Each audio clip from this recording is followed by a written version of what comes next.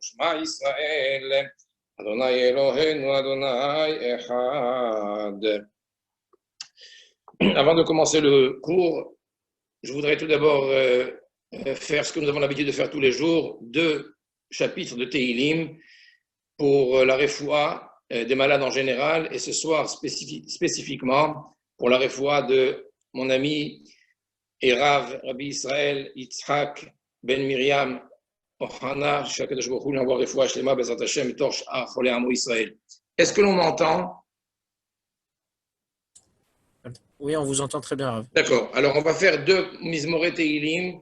Le premier à la page 150, Shir Lama'alot Esaena Yele Harim, par les Patach Eliyahu, et le second à la page 91, Lamnatseach Mizmor le David. Shir Lama'alot Esaena Yele Harim Me'ayim, Yavo Ezri, Ezri Me'im Adonai, Ose Shamayim Va'aretz, Al Yiten Lamot Raglecha, Al Yanum Shomrecha. הנה לא ינום ולא יישן, שומר ישראל, אדוני שומרך, אדוני צילך על יד ימינך. יומם השמש לא יככה וירח בלילה, אדוני ישמורך מכל רע, ישמור את נפשך, אדוני ישמור צאתך ובואך מעתה ועד עולם. למנצח מזמור לדוד. יענך אדוני ביום צרה, יסגף השם אלוהי יעקב, ישלח עזרך מקודש, ומציון יסעדך, יזכור כל מנחותיך ועולתך ידשן סלע, ייתן לך חלבבך וכל עצתך ימלא, נרננה בישועתך ושם אלוהינו נדגול, ימלא אדוני כל משאלותיך. עתה ידעתי כי יושיע אדוני משיחו, יענהו משמי קודשו, בגבורות ישע ימינו, אלה ברכב ואלה בסוסים, ואנחנו בשם אדוני אלוהינו נזכיר. המה קרעו ונפלו ואנחנו קמנו ונתעודד. אדוני הושיע, המלך יעננו ביום קוראנו. מי שברך אבותינו, הקדוש ברוך הוא יעקב משה ודוד שלמה, הוא יברר וישמור וירפא את החולה, כבוד ישראל יצחק בן מרים. מלכה דעלמא יברך יתה, יזכה יתה, ישנה לו הקדוש ברוך הוא רפואה שלמה למחלתו לרמ"ח איבריו ושס"ה גידיו. אנא אל נא רפא לו, אנא אל נא רפא לו, אנא אל נא רפא לו, זכות התורה תגן בעדו. הקדוש ברוך הוא מעלה כל גזרות קשות, גזרות טובות, ויחלימהו מהרה ובריא עולם, השתה בעגלה ובזמן קריב ונאמר אמן. Donc, comme vous l'avez constaté, ce soir, c'est un cours particulier qui sera beaucoup plus long que d'habitude, puisque nous dédions ce cours tout d'abord aux préparations à Shavuot qui arrivent, et surtout pour le mérite et pour la refoua de notre ami Rabbi Israël Yitzhak Ben Miriam, que Kadosh Baruch Hu lui envoie refoua shlema. Et cette semaine où nous sommes en pleine préparation à la fête de Shavuot, permettez-moi donc d'essayer de voir avec vous une des choses qui caractérise le plus la fête de Shavuot. Et je voudrais parler de... Alors, juste une petite seconde, puisque nous avons un petit problème technique ici.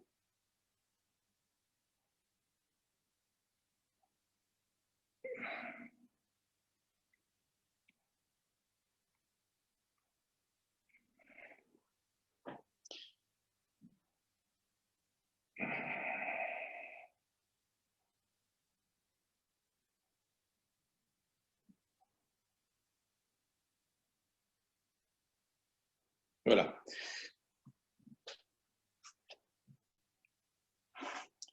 Donc, je voudrais parler de cet événement central dans le judaïsme, qu'est en fait le moment de Matan Torah. Nous approchons à grands pas de cette fête de Shavuot, Et nous savons que cette fête est à l'origine de tout. Tout ce que nous sommes, toute notre foi, toute notre croyance, tout notre travail et tout notre passage sur terre tourne autour de ce moment où Akadosh Baruch Hu s'est révélé au mont Sinaï à l'ensemble du clan d'Israël pour leur donner et livrer son message. Le message que nous lirons, Be'ezrat Hashem, le jour de Shavuot, ce passage important de la Torah, mais nous verrons tout de suite quelle est son importance. Et j'ai intitulé l'intervention de ce soir « Toute la Torah en 10 mots ». Vous avez compris que les 10 mots en question, il s'agit bien sûr du décalogue, il s'agit des Aseret Adibrot, les 10 paroles. Et j'aimerais que l'on réfléchisse en quoi ces 10 paroles représentent l'ensemble de la Torah et l'intégralité de la Torah. Dans la réalité, nous savons que le peuple d'Israël s'est préparé durant 7 semaines pour cet événement. Beaucoup de commentateurs vont dire que toute la descente en Mitzrayim et en Égypte n'était qu'une préparation justement pour atteindre et pour arriver à ce moment de Matan Torah, à ce moment de cette révélation divine unique dans l'histoire, pas seulement d'Israël, mais dans l'histoire de l'humanité, où le Créateur se dévoile à un peuple tout entier pour lui transmettre un message. 7 semaines de préparation, peut-être quelques décennies de préparation. En tous les cas, même arrivé au mont Sinaï, Vekidashtam Hayom ou Machar, il faut les sanctifier. Hayom aujourd'hui et le lendemain, avec Ibesu Simlotam, ils doivent se purifier, leurs vêtements. Il y a une préparation très minutieuse. Elle est minutieuse et au moment où Hachem doit apparaître, eh bien, Vayered Hachem be'anan, bekolot uvrakim, du tonnerre, des éclairs, Anan Kaved, un nuage lourd sur la montagne. Et la question qui se pose, c'est que tant de préparation indique de façon évidente qu'il y a quelque chose de particulier qui va s'y dérouler. Or, à quoi nous assistons? Nous assistons au final à une série de commandements a priori simples, a priori admis dans l'humanité aussi. Lorsque l'on nous dit « tu ne tueras pas, tu ne commettras pas d'adultère, tu ne voleras pas, alors tu respecteras tes parents ». Ce sont des choses que tout le monde admettait. Et d'ailleurs, toute la civilisation aujourd'hui est basée sur ces principes connus, des valeurs universelles. On s'attendait à un chidouche, on s'attendait à quelque chose de beaucoup plus novateur, de beaucoup plus grand après tant de préparation.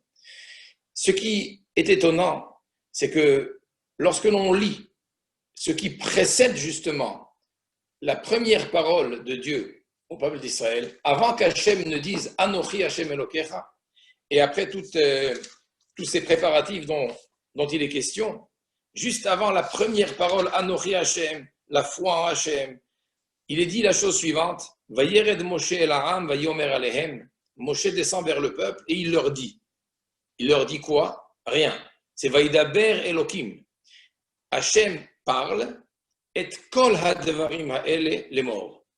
Traduisons, Hachem va dire, Hachem parle toutes ces paroles en disant « Anochi Hachem, je suis l'Éternel, pas d'avodah zara, pas d'adultère, kabed Shabbat, etc. » L'introduction aux 10 paroles est le mot suivant. Elohim a parlé kol advarim, toutes les choses. Toutes les paroles sont dites dans ces 10. Et d'ailleurs, un peu plus loin, lorsque dans Parashat Kitissa, au chapitre Lamed Dalet 34 du même livre Shemot, à la Parashat de Kitissa, lorsqu'Hachem demande à Moshe d'écrire toute la Torah, Hachem dit à Moshe, Ketov lecha et devarim ha'ele, écris les devarim, les choses. C'est-à-dire que les 10 commandements sont toutes les choses et toute la Torah sont les devarim, ne sont que les choses. Naturellement, nous penserions le contraire. Si on voulait définir la Torah, eh bien la Torah c'est un ensemble de 613 mitzvot, La Torah, c'est un ensemble qui débute à Bereshit et qui se termine les Kol Israël avec Torah chez Be'alpé, avec l'interprétation et le sens de chacune des obligations et des mitzvot, quand les 10 commandements représentent, en quelque sorte, si je puis dire, un échantillon de l'ensemble des 613 mitzvot, comme d'ailleurs le dira le Ibn Ezra dans son commentaire. Et la question qui se pose, pourquoi la Torah alors, lorsqu'elle parle des 10 paroles, Elohim a parlé Kol Hadvarim, tout. Et lorsque Hachem demande à Moshe d'écrire toute la Torah, il lui dit Ktovet Hadevarim, les choses. La Torah, ce serait Kol. Et les 10 commandements, ce sont des Devarim. Pourquoi c'est inversé? Alors j'aimerais peut-être, pour répondre à cette question, donner 2 orientations.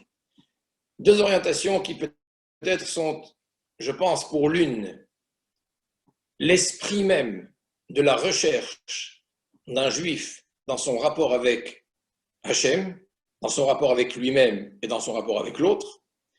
Et la seconde, interprétation qui nous mènera vers peut-être le message central, principal, qui est en fait toute la Torah entière qui se trouve ici et pas dans le reste. Et je m'explique. Lorsque les 10 commandements sont dits, à la fin, le pasuk nous dit Vechol ha'am ro'im et hakolot ve'et halapidim ve'et ha'har Hashem vayar kol ha'am vayamdu merachok. Et tout le peuple a vu, kol ha'am ro'im, ils ont vu les kolot, ils ont vu les bruits, les sons, le tonnerre, ils ont vu le tonnerre. Évidemment, le tonnerre, c'est quelque chose qu'on ne voit pas. On peut voir des éclairs, mais un tonnerre, on l'entend. Non, il y a marqué Ro'im Kolot, on a vu les sons. Et le Midrash, qui a priori ne comprend pas comment est-ce que l'on entend ce qui se voit, ou alors comment est-ce qu'on voit ce qui s'entend, va dire s'ils ont vu ce qui s'entendait, ça veut dire qu'au final, ils ont entendu ce qui se voit. C'est-à-dire que les normes de perception physique habituelles avaient disparu. On ne voit plus avec les yeux, on entend avec les yeux et on voit avec les oreilles. Ro'im kolot, je vois des sons. C'est quoi le sens? Le Midrash ne nous aide pas. Il complique l'affaire en disant que non seulement ils ont vu les sons, mais ils ont entendu les visions. Et là, c'est encore une autre paire de manches pour essayer d'expliquer comment est-ce qu'on entend des visions. C'est quoi le sens? Il me semble qu'il y a ici peut-être une première piste qui pourrait nous aider à concevoir la conception du juif, du judaïsme dans sa recherche de rapport avec le spirituel. Et je voudrais le détailler. Il y a ici l'ouïe et la vision. Nous savons que la vision est quelque chose de très fort, de très concret. D'ailleurs, vous savez que toute la législation, un tribunal ne pourra trancher et ne pourra condamner une personne que lorsqu'il y a des témoins qui ont vu les choses.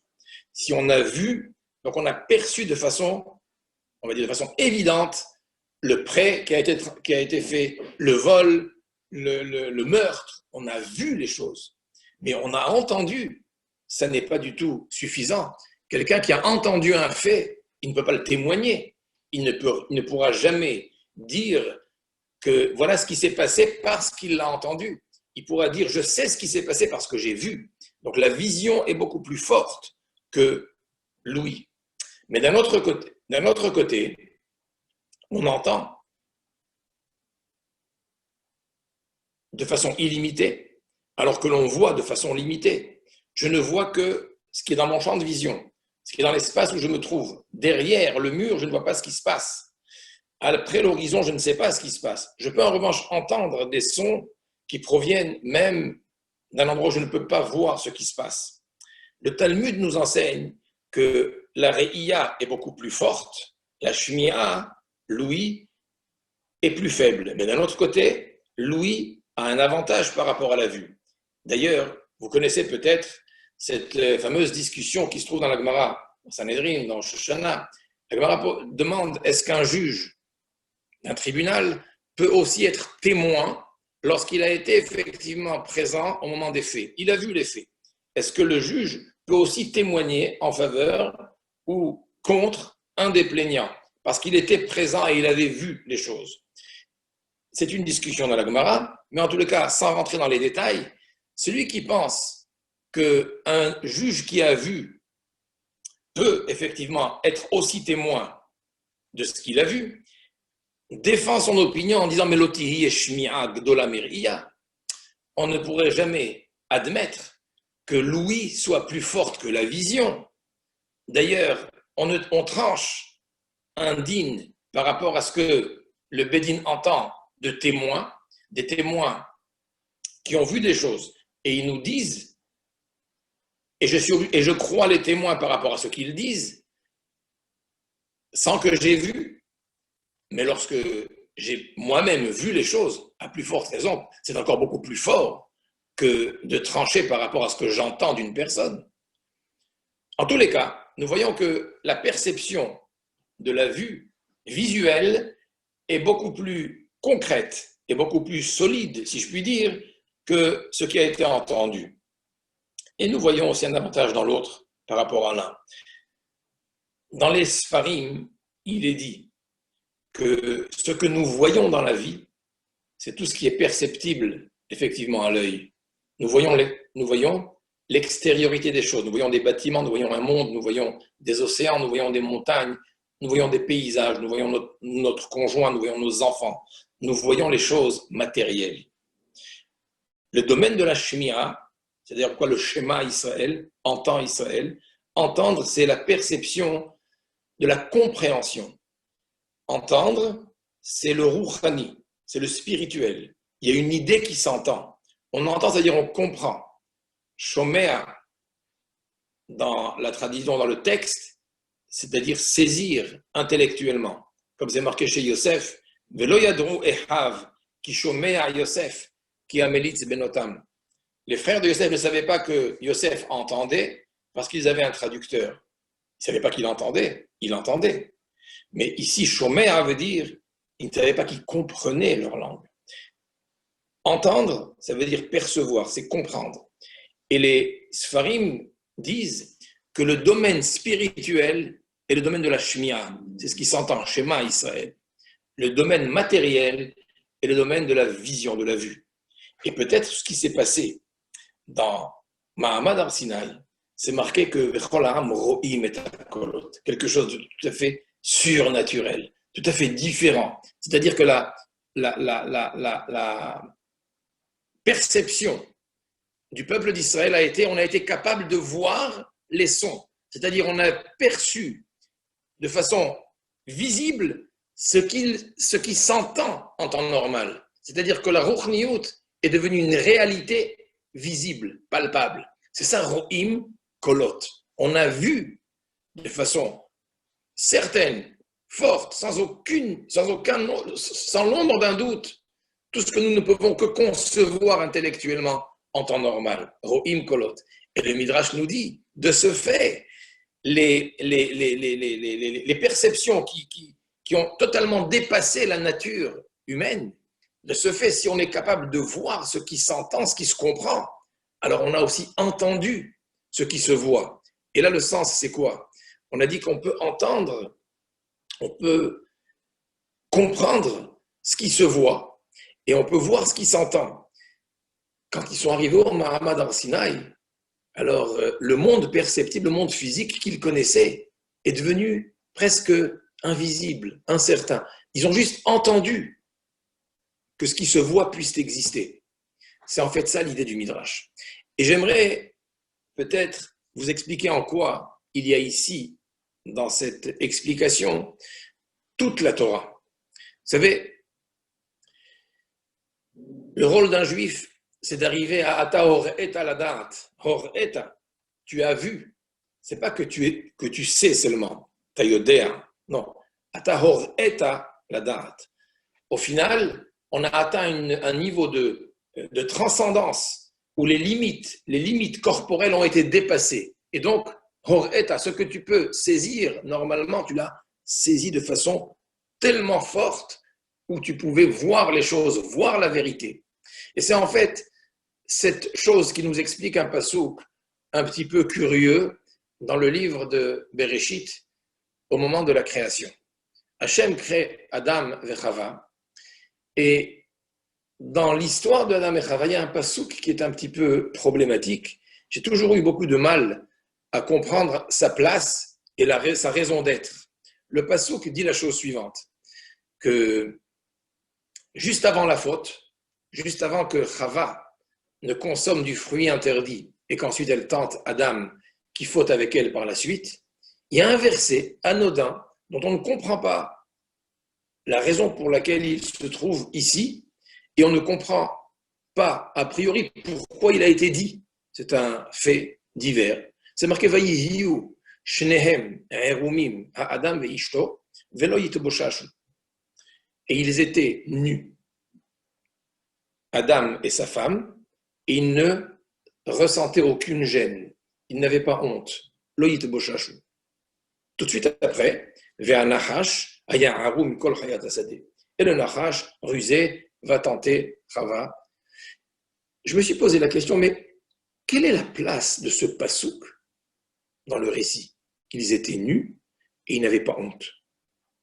On ne nous raconte rien d'autre de Adam et Chava.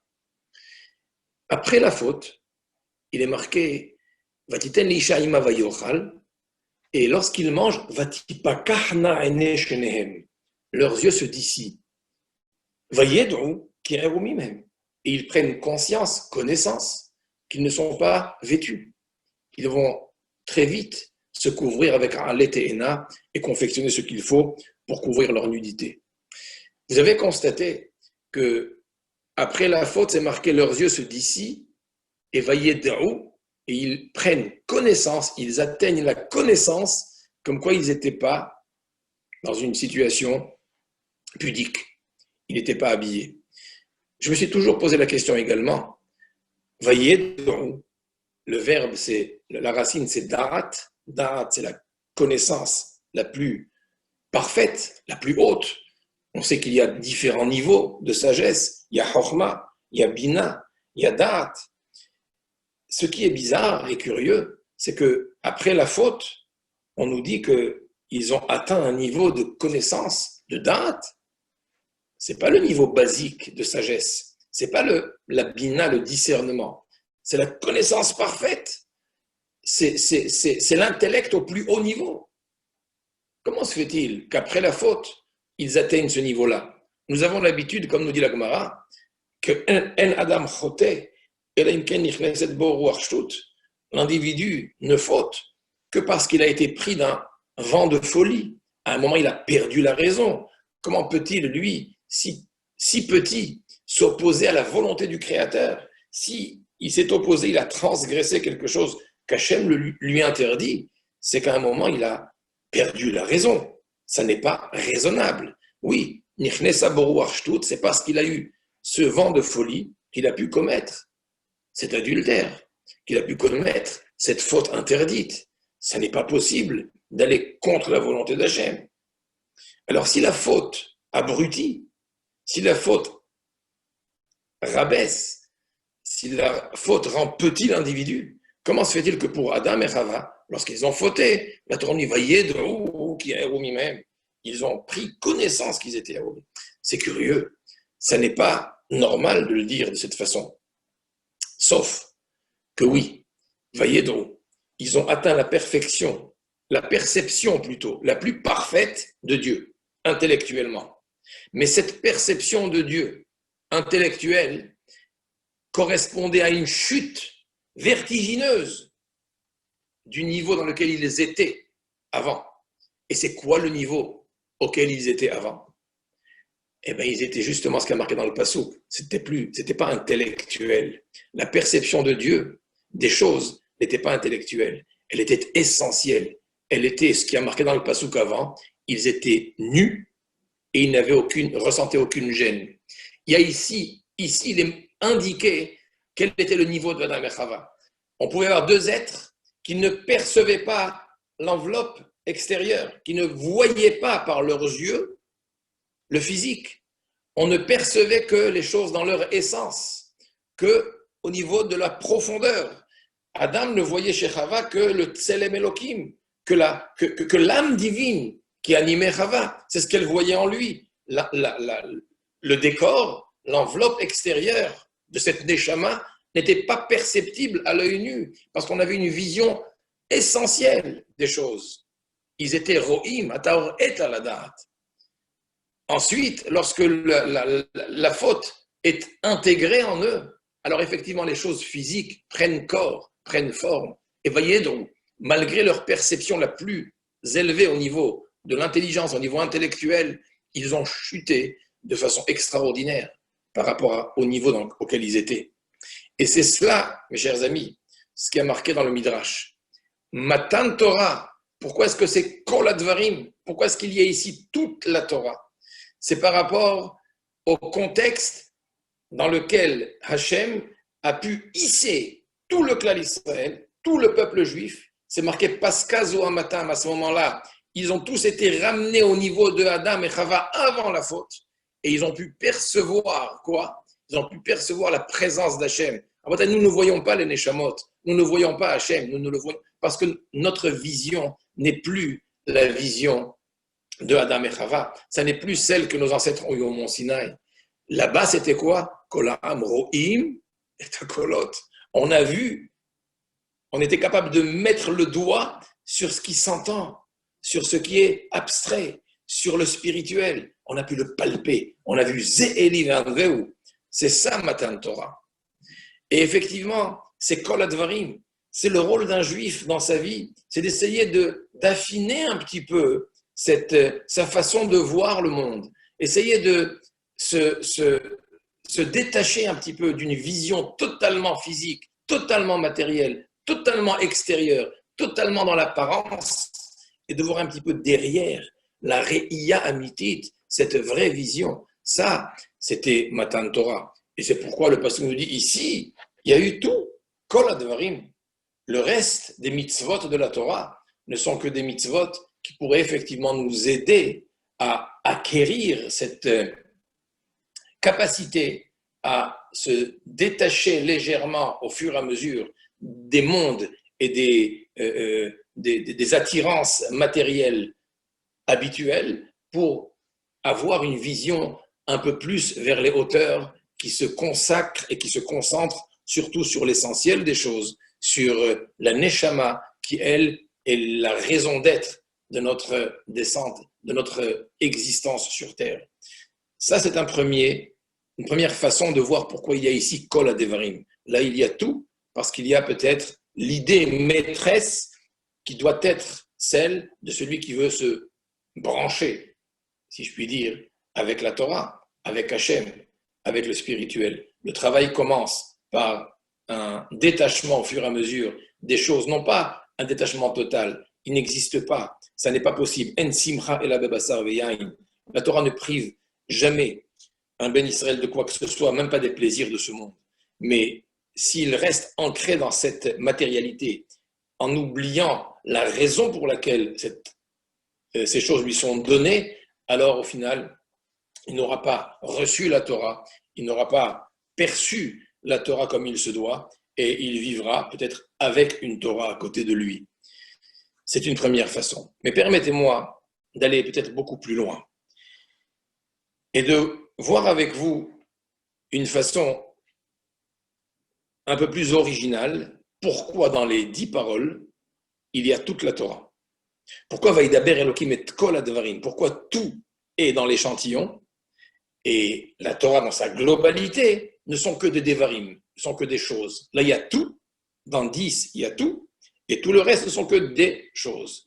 Et je voudrais peut-être suivre, dans un premier temps, la démarche du Ibn Ezra dans son commentaire sur cette paracha que nous lirons à Shavuot, et ensuite vous donner peut-être mon interprétation personnelle de ce qui pourrait nous aider à comprendre pourquoi il y a tout ici. Le Ibn Ezra nous dit la chose suivante, c'est que dans les 10 paroles, si on fait un rappel très rapide, il y a Anochi Hashem, vous savez qu'il y a toujours les 2 colonnes, qui correspondent la première aux obligations entre l'homme et son créateur, et dans la seconde, les obligations entre l'homme et son prochain. Ben Adam la Makom, Ben Adam la Chaveru. 5 d'un côté, 5 de l'autre. La première parole envers Hachem, c'est Anochi Hachem, je suis l'Éternel, ton Dieu, qui t'a créé, qui t'a fait sortir d'Égypte, c'est-à-dire la foi en Dieu. La seconde, l'interdiction de l'idolâtrie. La troisième, ne pas prononcer, ne pas invoquer le nom divin, Lotissa et Shem Hashem Elokecha Lashav, ne pas invoquer le nom divin vainement, jurer vainement.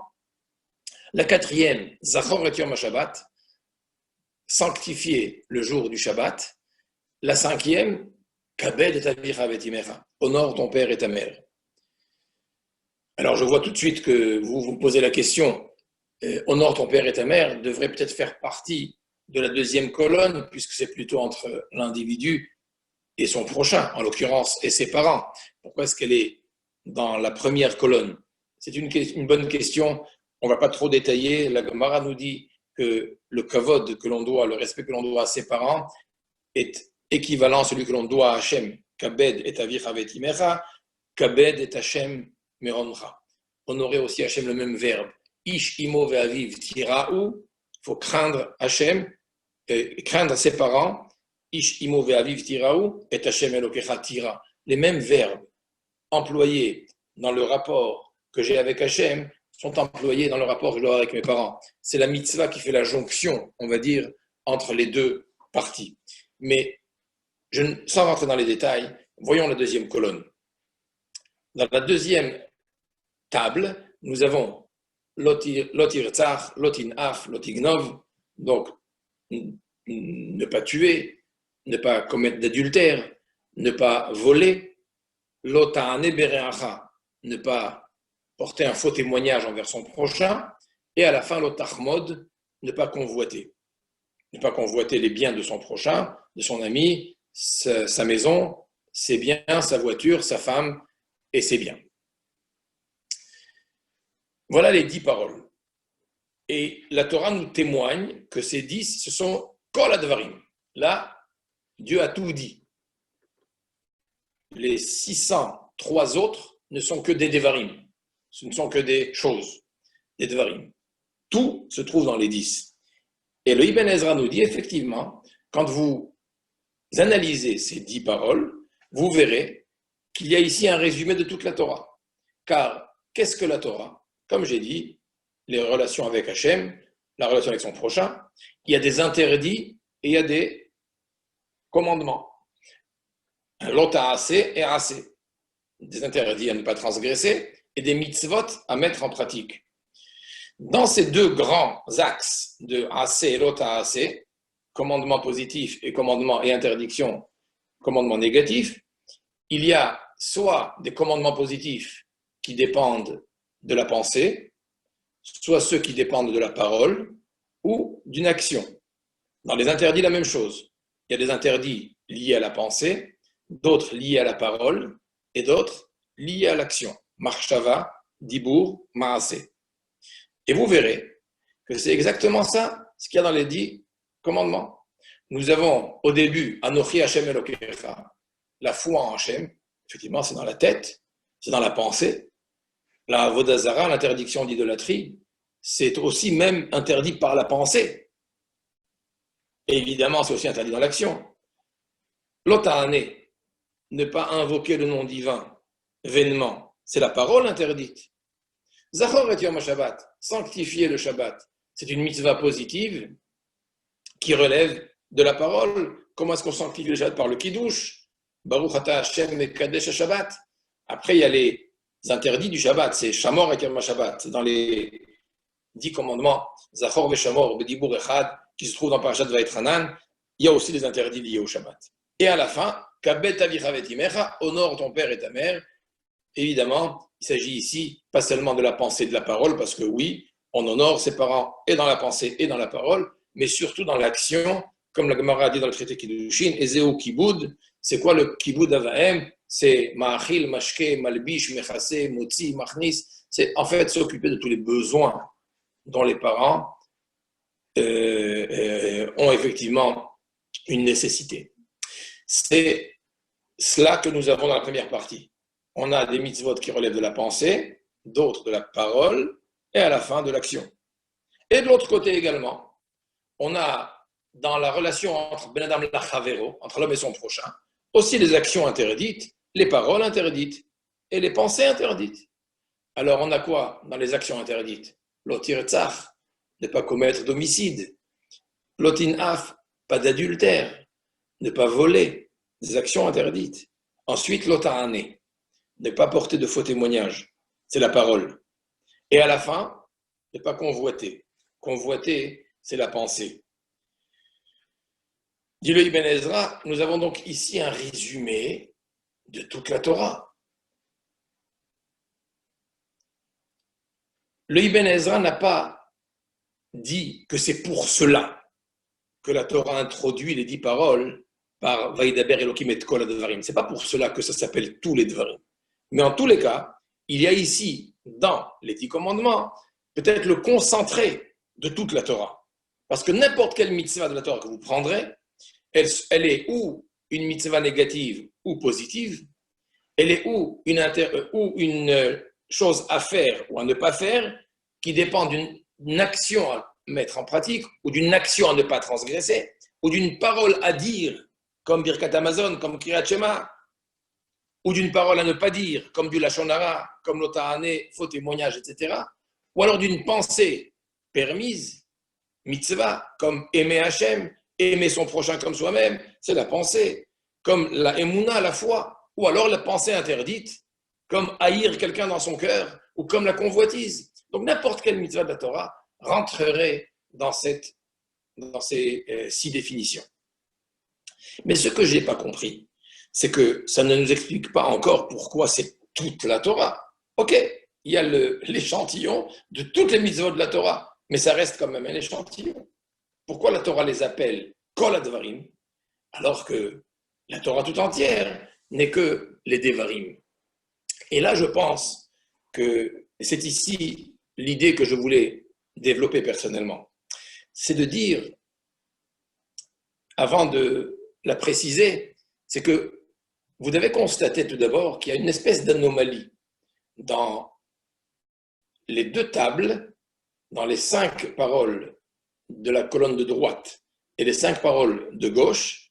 Il n'y a aucun parallèle entre la première et la 6e, la 2e et la 7e, etc. Je vous explique. Au début, on a Anochi Hashem, c'est la foi en Dieu, c'est la pensée mitzvah. Qu'est-ce qu'on a en face? Tu ne tueras point. L'homicide interdit. Un interdit lié à l'action interdite. Normalement, si nous voulions être un peu symétriques, si la Torah voulait être symétrique, qu'est-ce qu'on aurait dû avoir en face de Anochi Hashem, en face de la foi en Dieu, mitzvah qui relève de la pensée? On aurait dû avoir la dernière, le 10e, ne pas convoiter, en face, l'interdit de penser mal. Il y a une mitzvah de croire en Dieu et une interdiction de l'otachmod. Et ainsi de suite. En face de Zachor et Yom HaShabbat, qui est une mitzvah liée au kiddush, eh bien, on aurait dû avoir effectivement la parole. Vous voyez qu'en face de Anochi, on a les actions. En face des mitzvot liées à la pensée ou à la parole, on a les actions interdites. Et en bas, la dernière, Kabet Avicha, honorer son père et sa mère, qui est une mitzvah qui relève de l'action positive, nous avons quoi? La pensée négative, l'otachmod, ne pas convoiter. Il y a quelque chose qui n'est pas symétrique. C'est quoi le sens? Et il me semble que c'est peut-être là l'idée de Kol HaDvarim. Permettez-moi de le conclure de la façon suivante.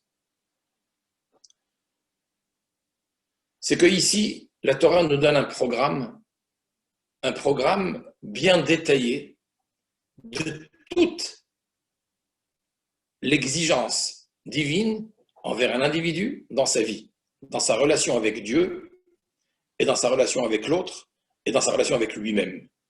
Dans la relation avec Dieu, les choses débutent par quoi? Par Anochi Hashem. Ça débute dans l'ordre Béaba. Le Béaba, c'est d'abord la foi en Dieu. On ne débute pas une relation avec Akadosh Baruch Hu qui ne soit pas basée profondément dans la Emouna dans la foi envers Akadosh Baruch Hu. Sans cela, rien ne commence. La Emouna est en fait le Béaba, la base même de tout ce qui va venir ensuite. Et donc, la Torah te dit, Anochi Hashem, lorsque tu as conçu intellectuellement, lorsque tu as saisi effectivement lorsque tu es rempli de cette foi, sois capable ensuite de l'exprimer, de le dire. La deuxième étape dans la relation avec Hachem doit passer par la parole. Beaucoup pensent que la foi se situe au niveau du cœur, dans la pensée, et ça s'arrête là. Non, une foi, une conviction, elle se dit, elle se transmet. Elle doit être dite. Fais ton kidouche, proclame cette foi, dis que Dieu est un Dieu créateur, dis qu'il a été créateur et qu'il m'a donné des ordres et qu'il m'a imposé le Shabbat et que cette foi que j'ai en moi se traduit par ma volonté de l'exprimer, de la dire, de la transmettre. Et pas seulement s'arrêter à dire les choses sous forme de « faites ce que je vous dis », mais ça se termine par « kabed et avira », par la mitzvah, l'action positive. Une foi, une relation envers Dieu commence par la marshava, par la emuna, la foi, la conviction. Ensuite, elle se traduit par la parole, elle se témoigne, elle se dit, elle se transmet et elle aboutit à des gestes, justement à la mitzvah pratique. C'est comme ça que ça commence. Et c'est comme ça que ça se termine. Et l'ordre chronologique est respecté ici. La Torah te dit, voilà comment est-ce que tu peux servir Hachem. Tu commences par la marshava, tu continues par le dibour, la prière, le kriyat shema, le kiddush du Shabbat, et à la fin, les actions, les mitzvot ma'asiot, les actions positives. Ça, c'est le cheminement quand tu veux servir Hachem dans ce domaine-là. Et dans l'autre grand domaine qui est la deuxième partie, qui occupe plus de 50% des mitzvot de la Torah, l'homme et son prochain, là aussi, dans le décalogue, là aussi dans les 10 commandements, on commence par le Béaba. On n'allait pas mettre « ne convoite pas » en premier. C'est beaucoup trop exigeant. Tout d'abord, on commence par quoi? Par le Béaba, le minimum syndical. C'est quoi le minimum syndical? Pas d'homicide. D'abord, au moins, ne pas tuer. Ça, c'est quelque chose qui est basique. Tout le monde l'admet. En tous les cas, tout le monde sensé, n'importe quelle personne, sait que si on ne respecte pas la vie de l'autre, si on ne respecte pas les mœurs, ensuite, l'otinaf, l'adultère, tout le monde comprend que c'est un tohu bohu.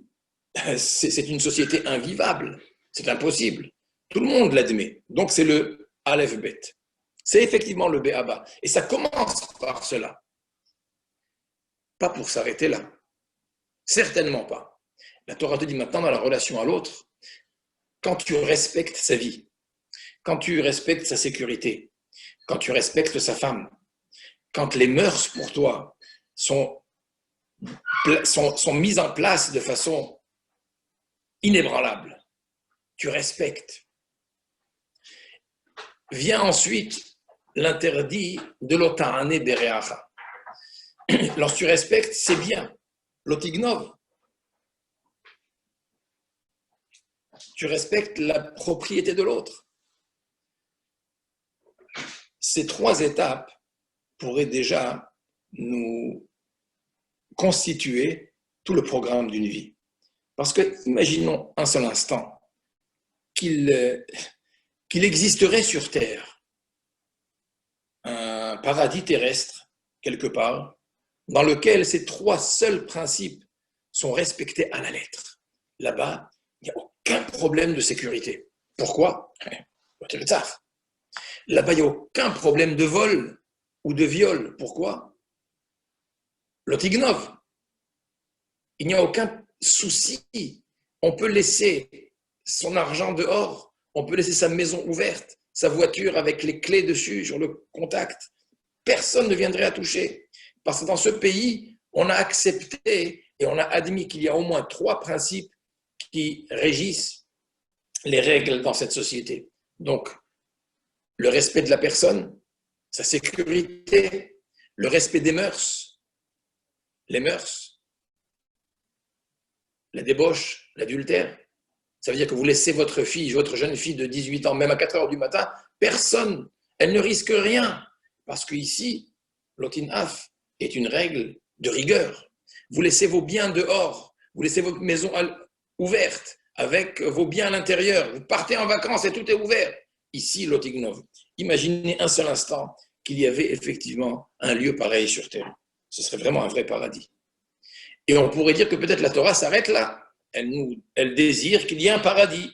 Et ce paradis se limite à cela. Eh bien, on se trompe. La Torah va beaucoup plus loin. Et elle me dit, à partir du moment où tu as saisi que l'autre est important, que ses biens lui appartiennent, et c'est important de les respecter, et que les mœurs doivent être effectivement une barrière infranchissable pour toi, lorsque tu as, on va dire, la maîtrise de tes instincts, lorsque tu as la maîtrise de tes pulsions, si je puis dire, bien la Torah dit maintenant, on va passer à une étape suivante. Maintenant, il faudrait peut-être réfléchir à ta façon de parler.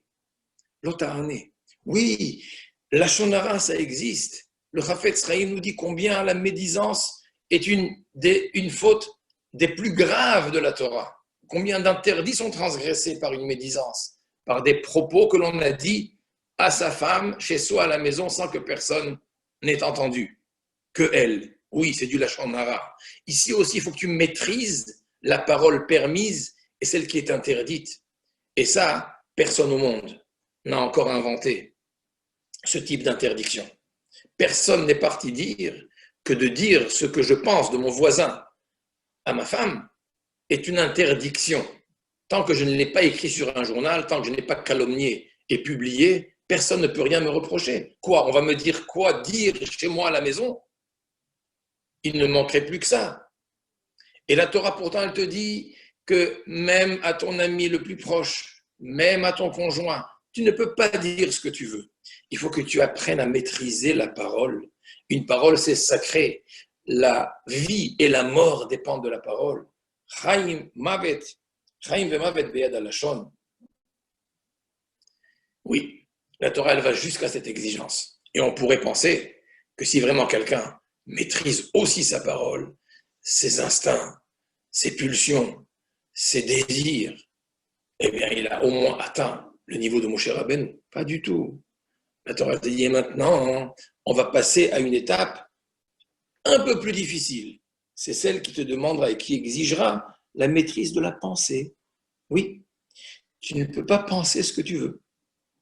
Au point où le Ibn Ezra, il ne comprend pas du tout. Il dit, mais, Ribono shel olam, comment est-ce que la Torah peut venir exiger que je puisse réguler ma pensée alors que je ne la maîtrise même pas? Je sors dans la rue, je vois une belle femme, une belle voiture, une belle maison, mais de fait, la pensée saute tout de suite. Je convoite immédiatement. Comment est-ce qu'on peut exiger une chose pareille?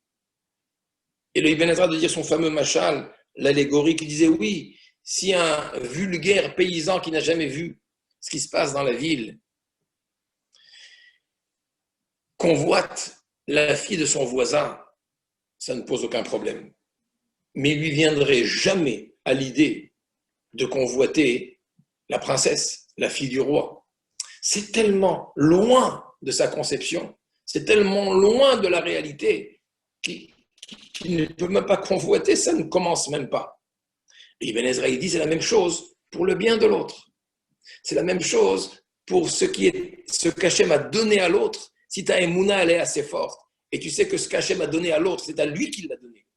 Et à toi, il t'a réservé d'autres choses. Et tu sais que ta émouna est aussi ancrée en toi, au point où ce qui est à l'autre est tellement loin de toi, parce qu'Hachem lui a donné à lui, alors il ne te viendrait pas à l'idée de convoiter. Comment peux-tu faire une chose pareille alors qu'Hachem te l'interdit?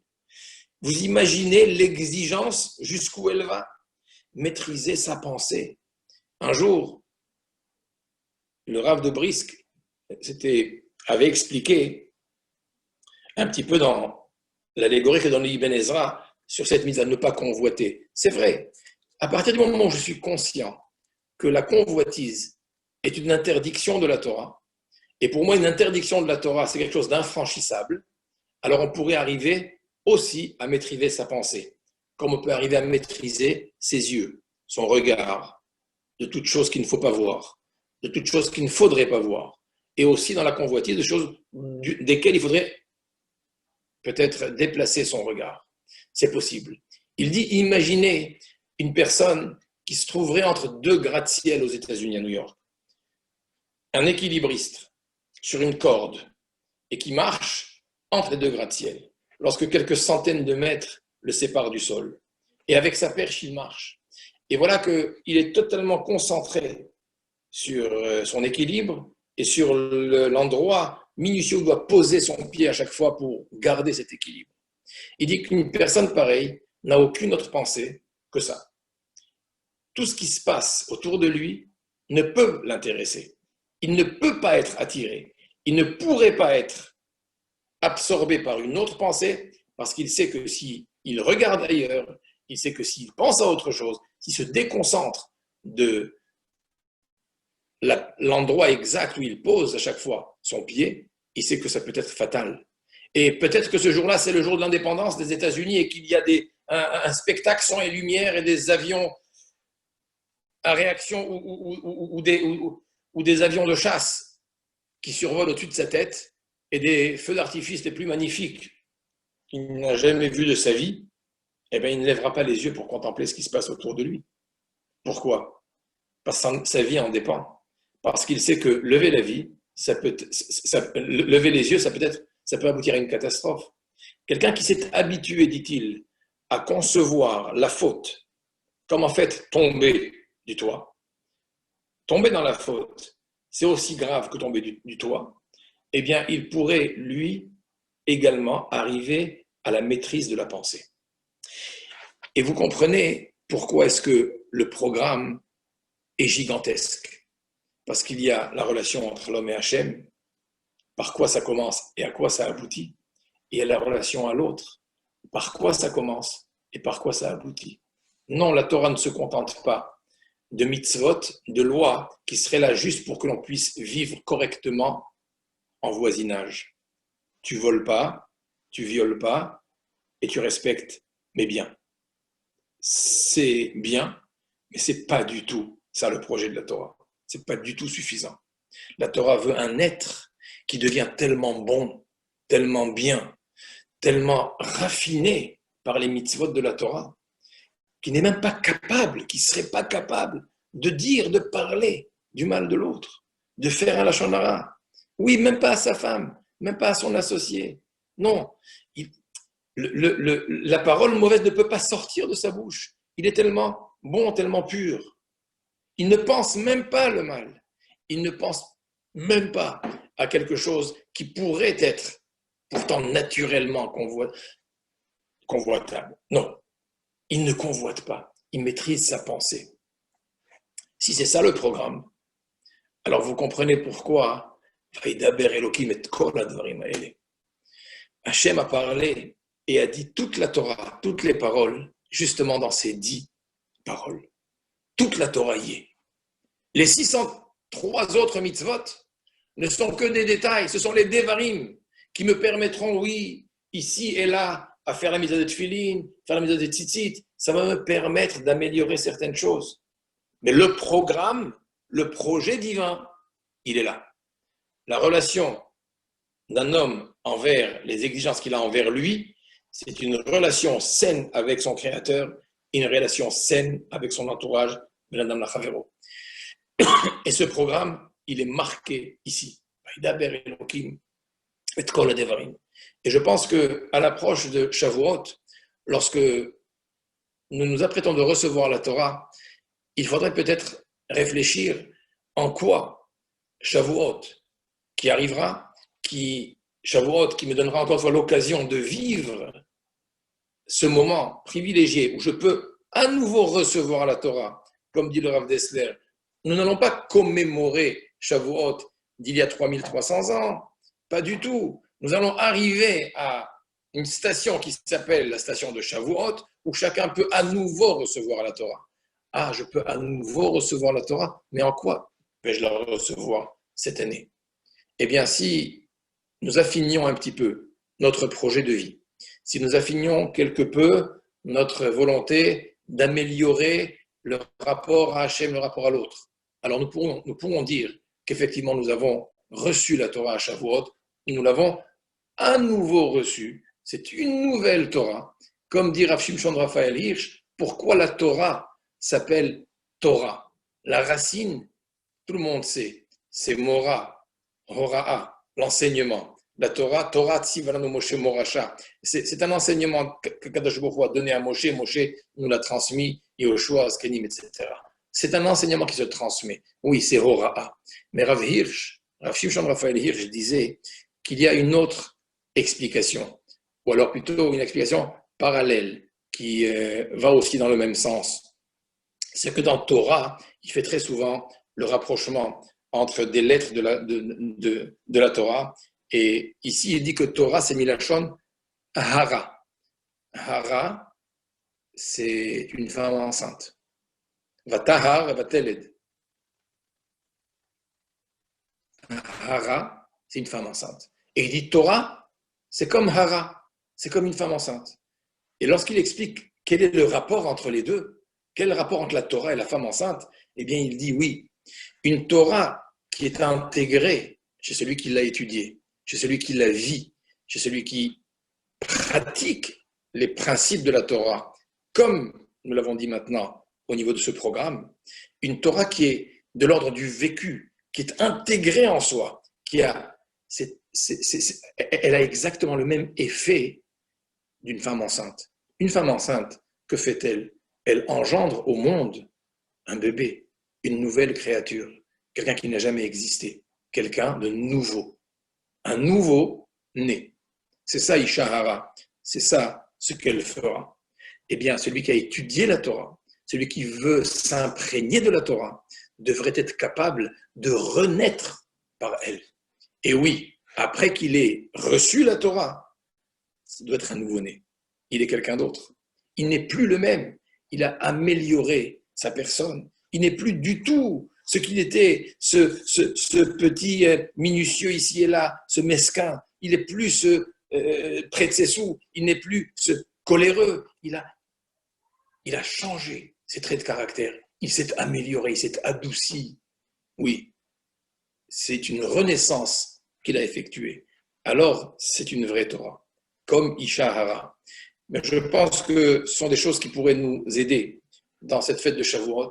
Et en tous les cas, si ces propos ont éveillé en nous une petite volonté d'amélioration, peut-être d'en savoir plus, d'avancer un petit peu dans ce chemin de la Torah, eh bien, ce mérite-là de chacun qui était ici et qui a entendu, et qui prendrait sur lui, peut-être que cette fois-ci, oui, je vais faire un pas, je vais franchir un pas. Disons, nous le faisons pour la Refoua Shlema de Rabbi Israël Yitzhak ben Miriam, à qui nous prions, que Kadosh Baruch Hu lui envoie une Refoua Shlema, Be'ezrat Hashem, Refoua Tanefesh, Refoua Tagouf, les Ramah Hevara, Beshesagidav, que nous entendions avec toute sa famille, de bonnes nouvelles, Be'ezrat Hashem, qui reviennent à sa femme et à ses enfants, qu'il puisse, Be'ezrat Hashem, continuer son enseignement, continuer tout ce qu'il s'est donné comme mission dans sa vie, c'est justement d'enseigner la Torah, de la transmettre, comme il l'a intégrée, et bien c'est cette pure Torah qu'il a toujours transmise. Qu'Hachem lui envoie Refoua Shlema. Je vous remercie de cette attention, et je vous remercie de faire quelque chose, les Refouato. Amen. Donc nous allons faire maintenant, si vous voulez bien, ceux qui veulent rester avec nous pour Arvit pourront rester. Si ça ne vous dérange pas donc de laisser le contact Facebook pour ceux qui ont l'habitude de faire Arvit avec nous. Merci beaucoup.